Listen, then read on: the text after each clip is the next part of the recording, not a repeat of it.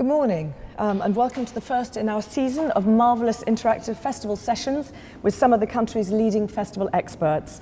This is your opportunity to ask our panel any question you have related to what has become one of the most dynamic and, if done well, potentially most rewarding marketing channels for your brands. Let me first introduce today's panel. Welcome to Robert Richards, who is Commercial Director of Glastonbury. Would you like to tell us a little bit about your history at Glastonbury, Robert?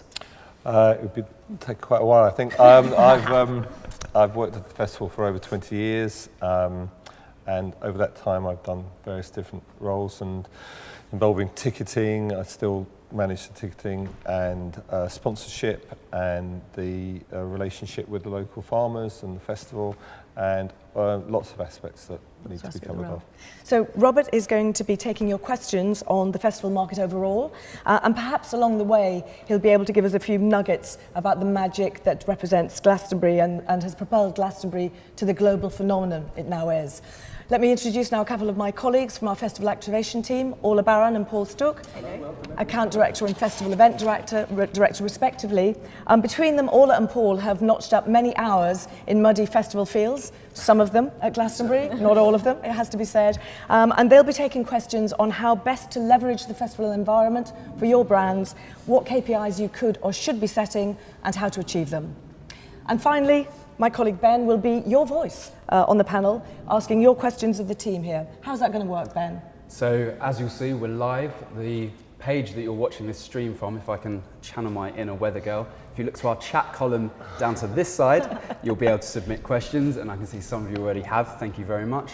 We're also live on Twitter. You can tweet us at Festival Experts or use the hashtag Festival Fridays. Thanks, Ben.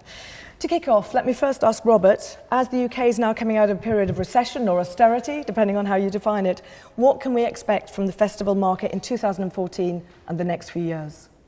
That's a really good question. I think there's been a real pullback in the number of festivals over the last couple of years, and I think people are going to be quite wary about going back into that market. I also think that now there has been that period when there were so many more festivals, people have realised that actually running a festival, if your only aim is to make money, you're going to wait quite a long time to get a return. For the payback. Yeah. So I'm sure there will be brave people out there who will set up new festivals. I also think that some of the festivals that are out there now, may fall over, just not because of necessarily because of the economic environment, but just because I think there is a lot of insecurity in this area. I don't think people have really understood just what it takes to put on a festival and the resources needed to keep it going. I think Absolutely. That's quite a big Well, thing. I think it's true to say that Glastonbury becomes the second largest city in the southwest for those few days in June, so second only to Bristol. So if you think of the resource that I know you're commanding for that, it's an extraordinary feat, and not for the faint-hearted. So, Orla and Paul, what does that mean for the UK festival consumer? Give us a pen portrait of who goes to festivals. Well, I think festivals are pretty much for everybody now, with the diversity that there is now on all the festivals out there. All age groups, all demographics are out there. I think there's still a core 18 to 34 audience, but brands can really start targeting specific age demographics or other demographics, 18 to 24 core or families potentially. There's a whole mix out there in festivals. I agree, you're right. I think it's very difficult to put a badge or a stamp on who the UK festival goer is. I mean, I think there is quite a few people out there who are sort of pretty fed up with the mundane, boring Mondays of Friday 9 to 5 aspects of their lives, and they go to a festival expecting pure wonder, escapism, enjoyment, and just freedom. It is that weekend, whether it be a short weekend, a long weekend, as Robert's Glastonbury takes part of the best part of a week. They just want to get away from everything. So that you shouldn't stamp this as a UK festival goer. There's so many music genres out there that would fit a particular enthusiast of dance or an enthusiast of indie or rock or whatever it may be, and there is no crossover between those two music genre audiences, is what we find. So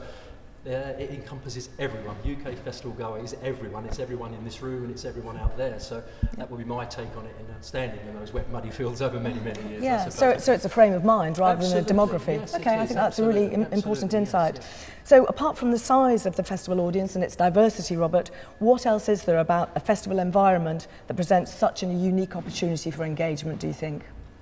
Engagement with brands. Brands, yeah. I think it is a unique environment because people are away from their, as Paul said, away from their daily lives. But I think that potential and that opportunity has to be really well considered because people are away from their daily lives. Certainly at Glastonbury, they don't want to be bombarded by commercial brands, in brackets, exploiting their presence and interfering with what they may perceive as what they're really wanting to do. Yeah. So, you know, we have brands that work with the festival. Uniquely, Orange EE, for example, has worked with the festival for 15 years. And because it provides something that the festival goers need, it can engage with them in a constructive way. But I think you can go to other events where, you know, sampling or whatever is so ill-considered that it's actually detrimental to the brand. Yeah, I think it's all about the credibility, is it not? I mean, what impact does that thought have on brands that want to harness the festival arena, Orla? Well, I think gone are the days when bannering or just shoving a name on a main stage is now acceptable. Consumers are a lot more savvy, and that isn't a meaningful experience for them. It's very much about offering experiences more than anything, and giving consumers something to enjoy and engage with in the field. And I mean, there is a lot of downtime. You know, people have things that they want to see, certain acts at certain times, but there's a lot of downtime, and in that time people are looking to engage with something. So giving them something that is what they want is perfect. Yeah, thanks, Orla. I just think, touching very briefly on Robert's point about learning what the ethos is of a particular festival is very important for any brand that's thinking of getting engaged in festivals, because I think there is an element of research that needs to be done. We certainly do it to considerable detail, and I think if you are thinking of positioning your brands, go out there, get your wellies on and go out and traipse around festival sites and have fun and enjoy it, and then think, now I get this is what I need to bring to this festival. I can't just maybe bring out my stand that I may have at an exhibition centre and put it into the middle of a field at Glastonbury or the middle of a field at, you know, all these many other fantastic opportunities are out there. I think what I'm trying to say, it's just do a little bit of research and find out a little bit more. Okay. So we're going to be coming to the audience questions in a moment, but just one last question for Robert. Festivals not only provide exceptional opportunities for brands, but also unforgettable atmospheres for festival goers. How do you at Glastonbury continue to stay at the top of your game in terms of extraordinary and memorable concepts?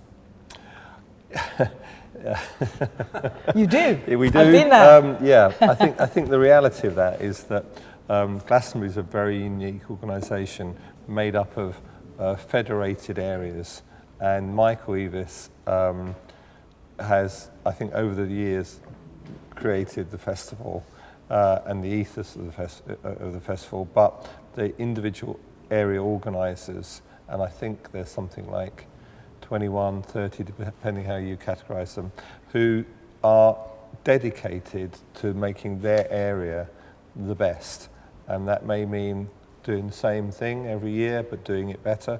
It may mean completely changing it, and we have areas that over the last 20 years have radically altered because trends in music have changed. But the individual has ownership of that area, and I think that's a unique quality to Glastonbury. Absolutely. When you visit and you go to an area and you are absolutely blown away by what you've seen, there's somebody who takes ownership of that and has spent all year with a team of designers and technicians building it. And Michael's there as a focus point, but he's not, as in other events, and I'm not criticising anyone, but in other events, when you meet the promoter or you meet the festival organiser, they are over everything. Yeah. They determine every aspect of it. Michael appoints people who he trusts and has regard for, and they then do their best, and that's, I think, the key success. I think that's giving unique. people the freedom to express themselves in a manner which, obviously, giving people the freedom to express themselves brings so much more than just being told we have to do this and we have to do that, and being given the licence that that Robert and Michael give Glastonbury Festival goers. I've only been on a few occasions myself, I have to admit, and it's just an experience of a lifetime. So there are, say, this side Glastonbury huge, but then you also pick up the very, very similar experiences at some of those smaller independent festivals, which have a lot of freedom, a lot of license, and want to bring creativity into their festival. That's what they pride themselves on. Sure, and I'm sure a number of festival brands have seen the festivals have seen the longevity of Glastonbury, and it's something that they want to emulate. So whether they operate quite such a cooperative model, I doubt, but they've certainly looked at some of the things that Glastonbury has brought and tried to emulate with varying degrees of success, I think it has to be said. So now we're going to go over to our audience questions. So Ben, what's the first question? Well, I think we'll start with Zoe's submission. We've talked about a very diverse market. At one end, we've got these huge events such as Glastonbury that offer almost different worlds within it. But then at the other end, we've got the smaller festivals, which again are as diverse as each of those areas within Glastonbury. So what Zoe's asked is, am I better to go to one of the bigger ones and try and tap into all of these, or do I use a collection of the smaller festivals? As a brand owner. As a brand owner, yeah. I think anybody entering into that arena where you have a Glastonbury at one end and 10,000 people coming together for a weekend in a wood would be very, very, very, very ill-advised to just go somewhere. I think they need to go to a number of festivals and, as Paul said, get a sense of what their brand needs. Then when they've made that decision, they need to, I would suggest, go to a smaller festival, because the logistics of a smaller event are easier to achieve, and go through the motion, bring their team on, because using the analogy of stallholders at Glastonbury, we have just under 1,000 stallholders, and we wouldn't be comfortable letting somebody come for the first festival to Glastonbury. What we say to people is, you've got a lovely food stall, we really want to work with you, but please go away and do a smaller event first, because it's almost cruel, I think, to put somebody through a big event. And then you've got the other consideration, which I think Paul and all are experts on, which is advising people about what level and what style of festival suits their brand, because you could be a very big brand and actually you'd be very clever to work with small events and do a number.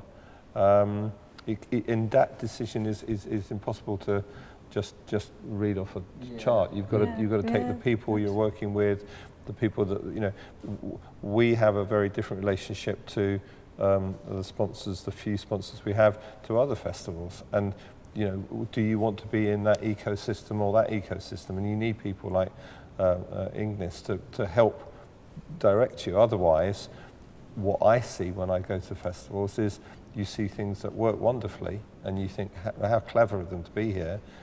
And but unfortunately, we've all been there. Oh, yes. You see brands and you just think, it's not even the waste of money, it's the damage they're doing, because people just recognise this is not right.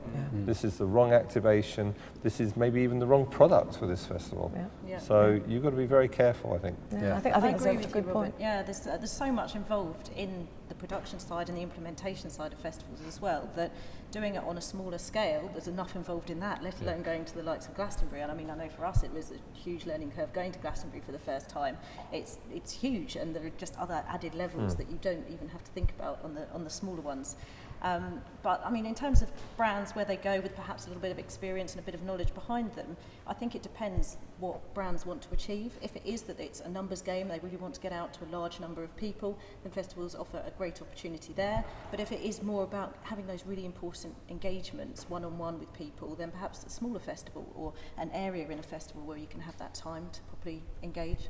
And I think it's true to say you track smaller festivals, do you not, from the inception, and you see them grow and put brands in at the right level for those brands themselves. Do, Steph, and going back to what I said earlier, I do see the value of a brand leveraging and building with a particular festival, And it doesn't just need to be a 1-year deal. You could look at 2-3 year deals, which have their own benefits with regards to financial investment, because I think there are a lot of festivals out there that like to tie up deals on a long-term basis. It makes their sort of management, commercial, marketing departments more comfortable. They've got an association, they can grow with that festival, they know that this particular brand will fit their festival audience, rather than chopping and changing, and this person comes in, they dip out, they have to find someone else. And I think there's that synergy, because I think I mentioned before about this triangular approach, where it's the needs and wants of a brand, a consumer, and possibly most important, what the festival want, what they would like for you to bring to their particular festival. Does that make sense? Thank you. Great answers, everyone. Sure. So sticking with this overview of festivals, something we as marketers talk about always is whatever we do with a brand, it's got to remain true to their core pillars and their core identity. If I as a brand holder want to engage with the festival arena, do I have to already be engaging with music or have an association with music? I don't think you necessarily do, but I do think it helps. I do think it helps because you are going into an environment where people are very, very, how can I say, let's take a sporting analogy on there. There are people that follow their various sports, football, rugby, whatever teams it might be. There are people out there now that are in love with particular music genres, and they will go to a festival because that's their festival. So I think you should consider that.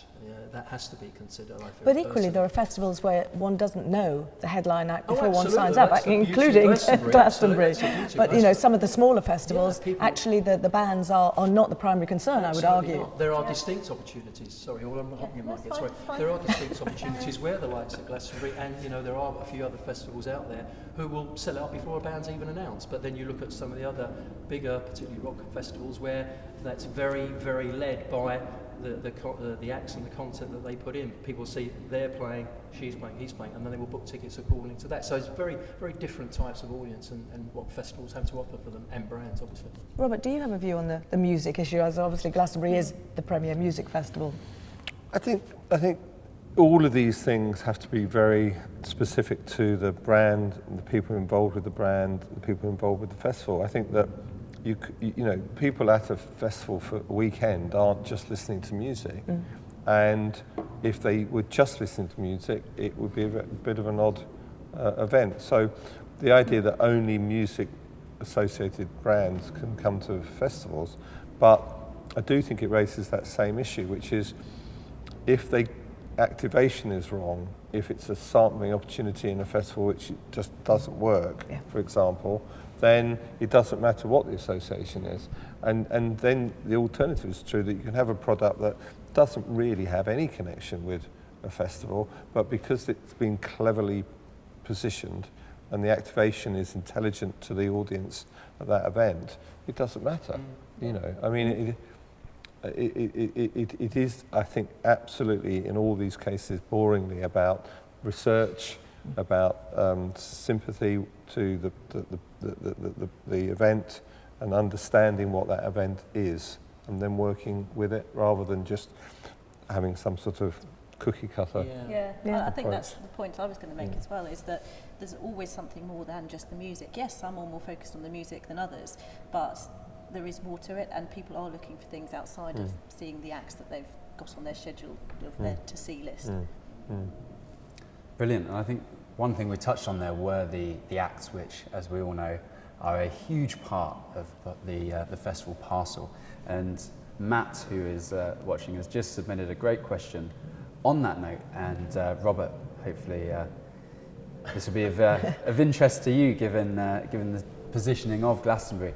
And what Matt's asking is there a future in the world-class music events, or are we going to see things devolving, or maybe even a rise in the pop-up style events? I'm not sure what a pop-up style event is, to be honest. So a not completely organised event is, Yeah, I I guess, think the not sense of that, completely organised, as we see with we see brands doing it quite often, and it makes for great content, and we're pulling people off the street and taking them into an experience that has had no Sort of publicity a whatsoever. happening, which is a very 60s Yeah. word, but I guess Yeah. something that just happened. Yeah. Well, I think we're talking Yeah, not it's only interesting. musically, but Yeah. also just from an Yeah. experience point The of view. unexpected. Is it structure versus I surprise? think guess? that Glastonbury what we're pop-up. certainly talking. I think what Paul and I are talking about are events that people look forward to, Yeah. and that they go Anticipate. again to, Yeah. and they find their corner, and they, in principle, want to come back to their corner. So I think that I'm not saying that you can have all sorts of events, but I think that festivals tend to be places people come to with an expectation and are looking forward to, and when they arrive, they want certain things to be there, and the benefit to a brand, the benefit to them, the benefit to everybody involved is that it's been planned and it's organised, it's safe. I mean, I think one of the really key things we sort of need to understand is that you're bringing a large number of, Glastonbury for example, you're bringing a large number of people together, and one of the things that makes them enjoy themselves is because they feel safe. Yeah. They feel, they know that the water works, they know that the food's good, they know that all the entertainment will happen. There's a genuine sense of sort of calm progression about the weekend. There's a timetable, and then in that there's all these unexpected things. But in my understanding, a pop-up is sort of like it's there and then it's gone. And I think that's another experience, to the traditional sense of a festival. Will festivals continue as they are? Almost certainly not. I mean, people, I think, will always love live entertainment. I think the more and more digitalised our lives become, the more people's fond memories are from the experience of being in a group of people, watching something happen live on stage. And I think that will never go, and I think in fact it will become more valuable as we become more bombarded by images and digital projections and the like. But I don't think, I think an obvious thing is that, the mega bands that have come about since the 60s don't seem to be being propagated at the moment so much. So you have great bands, but they don't have the sort of archive, they don't have the backstory that the Rolling Stones do and the other really massive bands. And so the nature of lineups, I think, will change. Yeah. Great. I think you could almost say that festivals are a type of pop-up in a way, in that they're there for a very short amount of time, Good point. Yeah. albeit very elaborate An organised pop-up. and a very Yeah. well planned out pop-up. Yeah. But it's Yeah. quite similar in terms of how a brand might see it, in that it's there for a limited period of time, and in fact you've got to make the most out of that engagement period and maximise that. Yeah. Now, I'm going to move us on because I must say, and thank you to everyone who's submitting questions. They are coming in fairly quickly now we've got underway. If we don't get round to asking your questions today, we are going to be here for a little longer after the webcast with Robert, so we'll go through a few of your questions then, and we'll make sure that we publish all those answers to you after the webcast. Moving to, it's food or social, where do we go? Let's go social. Social. We're feeling social. Okay then, brilliant. So I guess to start with a similarly ever-expanding channel of mobile, how is mobile changing the way we're interacting with festival audiences? Well, we introduced mobile registration last year, which means that you can send your photograph and your details up on your mobile device, which Glastonbury you need, because we don't like the secondary market in tickets, and we've successfully killed that off for us anyway.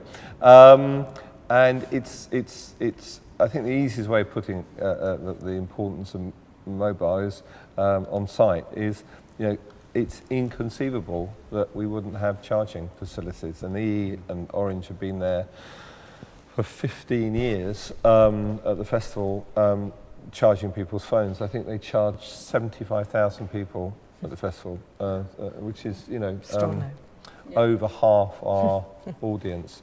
And it's just not, I certainly couldn't imagine going to a 5-day festival where the festival organisers, through a partner or themselves, didn't offer charging. So it's a massive thing.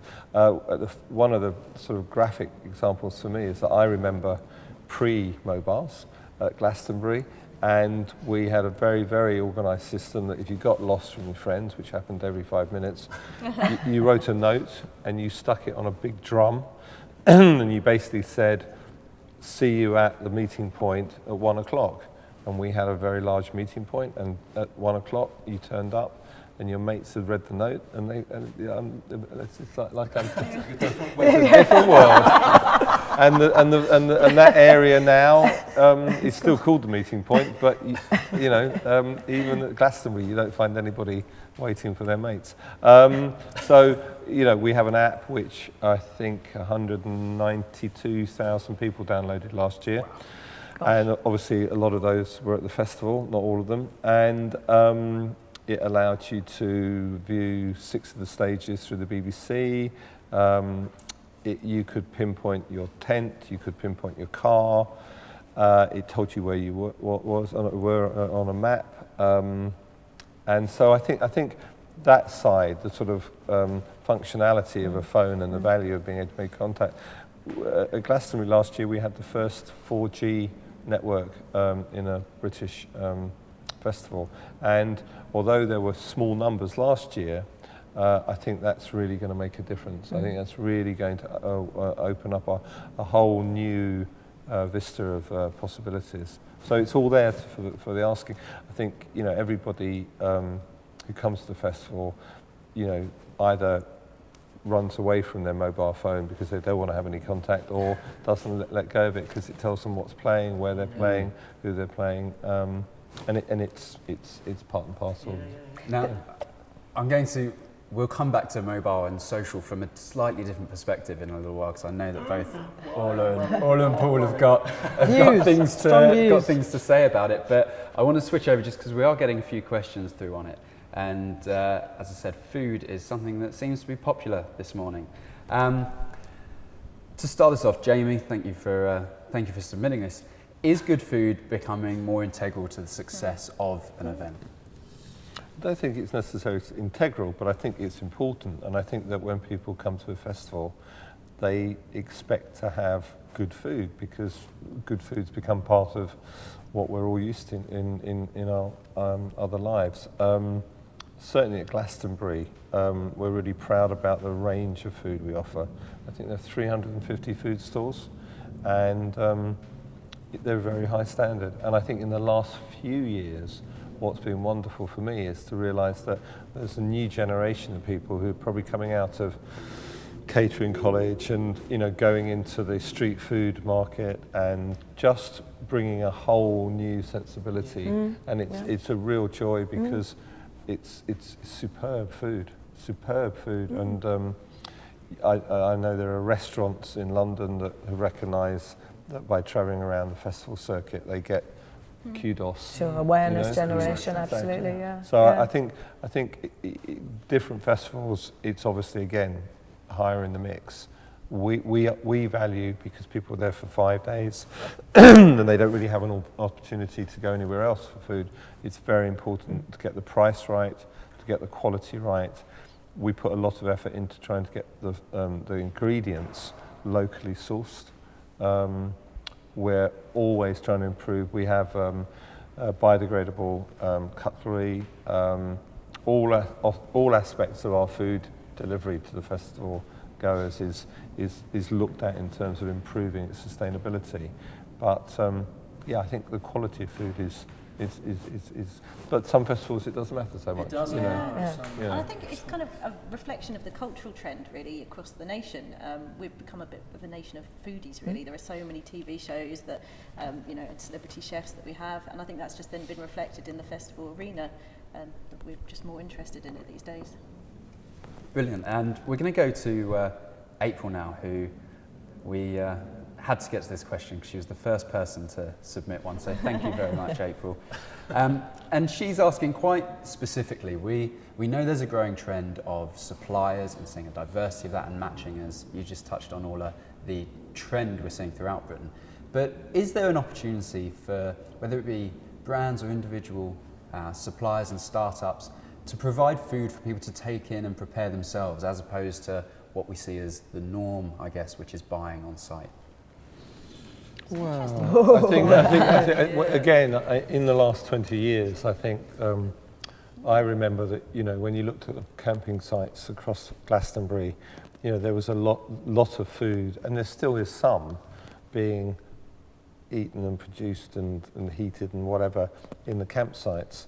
But I think when you've got 350 food stalls, and they are really interesting, and a real variety of different countries involved and cuisines involved, you know, the number of people bringing food to cook has gone down. I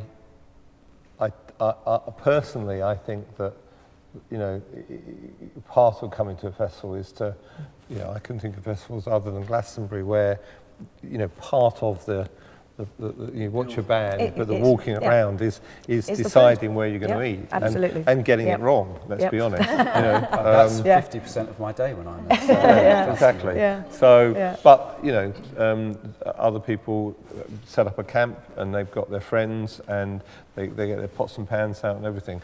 I think that's a declining trend, if you know, from my experience. And I have to say, I hate to say this, but you know, whenever there's any sort of food poisoning, as far as I'm aware, it's never from a stall. It's always from what you've left in the tent. You think about it. Yeah, you that's know? a fairly functional reason. Why not? Yeah, absolutely. Yeah. Brilliant. So we'll switch topics again and go back to brands, and you have to forgive us. I know this doesn't make for the best watching, but I'm going to have to read this one because it's fairly involved. Billy, thank you for submitting this. So Billy's asked, with the importance of personalised and interactive marketing predicted to be higher than ever in 2014, how can brands effectively reach individuals amongst the large crowd that a festival attracts on a personal level? And we'll leave the second part of the question until we've Actually, if I can just interject there, because when we were talking about mobile, I was going to talk about the phenomenon which we've called fizzy digital, which we've all seen within a festival audience, of the audience standing there with their phones, so watching their phones rather than watching the moment. Not so much perhaps at Glastonbury, but some of the sort of younger demographic festivals. And I think that's one way brands can reach the audience, through the mobile in that way. So the moments are captured, they're uploaded to Facebook or to social networking. That's one way that brands can have that lasting connection. And I'd say it's very much about knowing exactly what audience you want to speak to. If you want to have that real one-on-one dialogue with people, you have to know who you want to speak to and then produce something that's relevant to them. And there is such a diversity in audiences, in which case it has to be something that engages directly with that audience you're trying to target. Great. So talking about engagement at that level, Duster has asked, how key is the ability of a brand to become as much a part of the entertainment as the performers themselves? Which I think, thank you for the question, Duster, is really, really interesting. Yeah. So how key is the ability, or how, I guess, key to success is it for a brand to become as much a part of the entertainment as the entertainers themselves? Wow, we'll go. Robert, it's got to be one for you. Well, it's what we all aim for whenever we activate at festivals, isn't it? I mean, I think as much as a brand can become an integral part of the festival, the better. So if it is part of the entertainment, yes, that is one way of doing it, and a great way. Anything that engages the people on site is brilliant. It doesn't have to be entertainment, but I think that's definitely a way or a channel to engage the consumers there on site. Does that mean owning an arena, for example? There are some festivals that do have owned arenas within them. We won't mention them here. I mean, I guess it depends on the scale. You can have owned arenas, but I mean, or is that too simplistic? Just even kind of characterisation. Having seen people around one festival in particular in 1920s gear and just engaging with crowds and getting people joining in and just getting the feel of having everything. a personality. Yeah, I mean, there are different scales of doing it. I'd say arena's one way, but even little things, just characters that roam the site. I think it just comes back to what Paul and Ula were saying earlier. I think that you need to get that right. And getting that right is a mix between what your brand is, what you want to do with your brand, your budget, what event you're going to go to, and getting that wrong is very easy. So getting it right entails having people who understand what the different festivals have to offer, what the mix in that festival is going to work. And it can't be just sort of handed out on the plate. No, It's- I think also it is, going what I said previously, a lot of festivals are so completely different. So time is precious at some festivals. Time, you are looking at your lanyard, your playlist, you've got to get from this stage to that stage to this stage to that stage. Some of the longer festivals, I think there is opportunities there, there are opportunities there to bring something which obviously adds to your brand and adds to the occasion and to, just an all-encompassing feel for something. I mean, I'm not going to name the festival that they are. You just see people running amok. This tent's finishing, this DJ starting. So it's time. Time is precious at a lot of festivals, particularly some of the daytime festivals, where licensing comes into play. Doors open at 11, may close at 11 in the evening. So that's you get in, you go see, you go do. Whereas some of the other weekend festivals, I think there are many more opportunities to bring that kind of content to that particular festival, which will enhance your brand's experience, I suppose. Brilliant. We'll go back to social and mobile then, and I'm going to try and hit on a few points that have been raised through here. We saw last week some documents rose out of the sort of digital ether, as it were, regarding Twitter's potential development next year of a payment platform, so in-tweet payments. I know we could go in numerous directions with this, but one point that does raise that, Robert, I know Glastonbury is involved with is cashless payments and how that changes the environment. We trialled 10 bars with cashless payment setups, and I think anything that helps people not come with cash, not have to have cash, is a benefit, wherever you are, but particularly at a festival. And I think it's 80 to 90 ATMs on site, which is an enormous number if you think about it, how many you see in the high street. And they're all used all the time, and it's all about getting cash to go and buy things. And so if we can create another way of people being able to pay for things, and let's say I think it was twice as successful as the bar organisers thought it would be, and it was half as successful as the people who put the kit in. So, that's pretty good. So looking at an area of growth. Yeah, definitely, no question. Sorry, Okay. Robert, to jump. I think there are pros and cons. I think we have had discussions fairly recently from particular brands that are very interested in cashless payments because of the upside that it increases revenue, it turns over sales a lot quicker. I fully understand that. But I'm not sure what the actual startup cost of that are. Now, whether you could contemplate approaching a festival, let's say Glastonbury, who have that technology in place, bolting on the back of that. But I think people do need to consider the startup cost of this, because yes, it will increase sales, no doubt about that, increase turnover,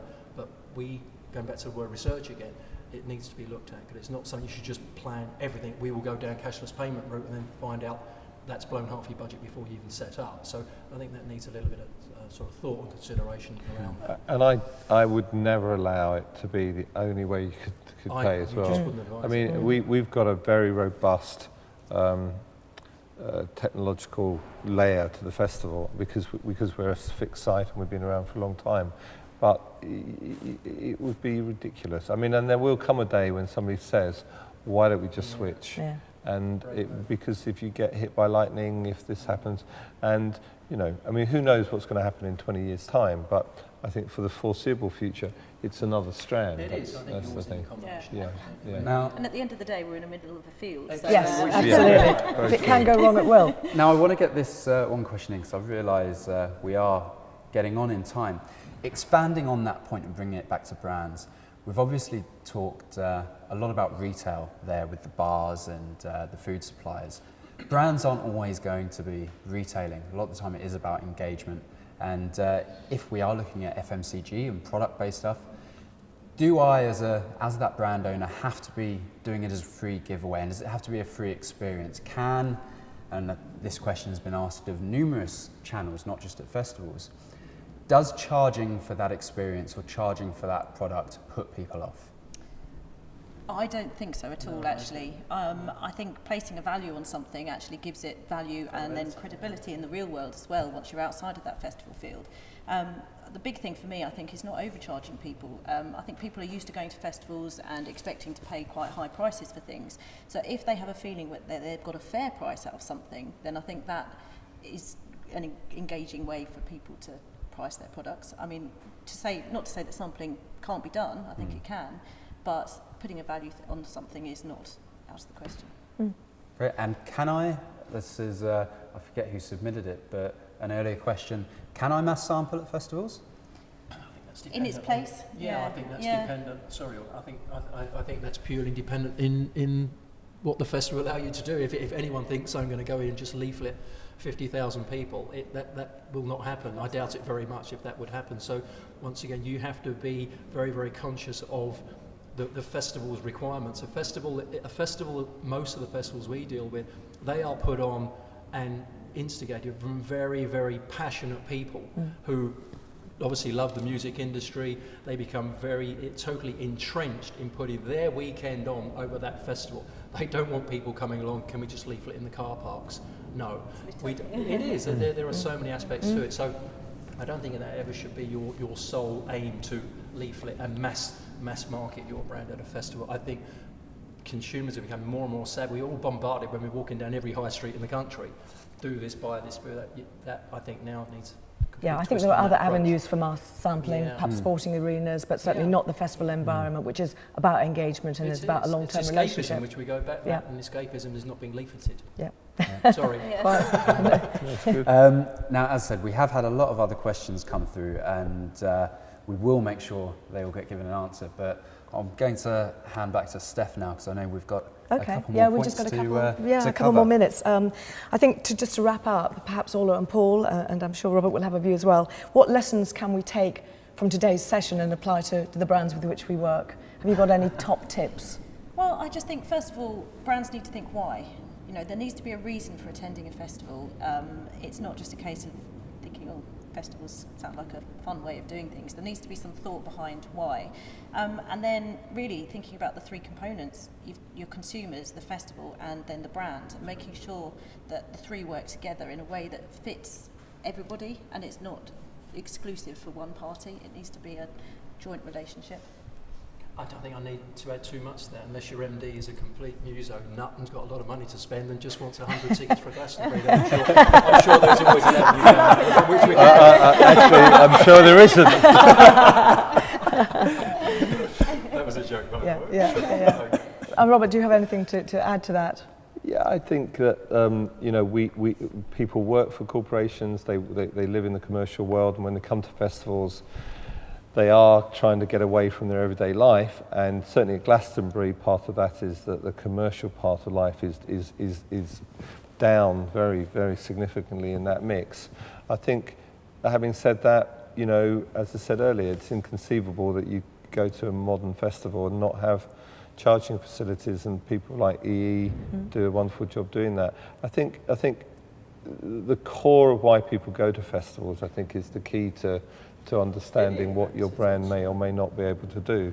And they go to festivals, I think, to get away from and to escape into another world. And if you jar in that other world, you'll damage your brand in a way that you won't damage it in the high street. So it's a sensitive arena, whichever festival. I think that's really key. People who go to festivals have passion, as you say, and that passion can enhance the commercial engagement, but it can also cause a lot of damage if the people who are involved in that aren't understanding of the requirements needed. I think that's really important. I think it's highly appropriate that Robert's had the last word here. I'd like to thank him, especially for making the journey from the Somerset level. So I think you came from Clapham this morning, but obviously our sympathy to everyone in Somerset who's suffering some horror stories. Thank you very much, audience, for joining us. We'll be back here at the same time next week, where we'll be with the men behind Lovebox and Wilderness. And I hope everyone has a great Festival Friday. Thank you. Thank you very much.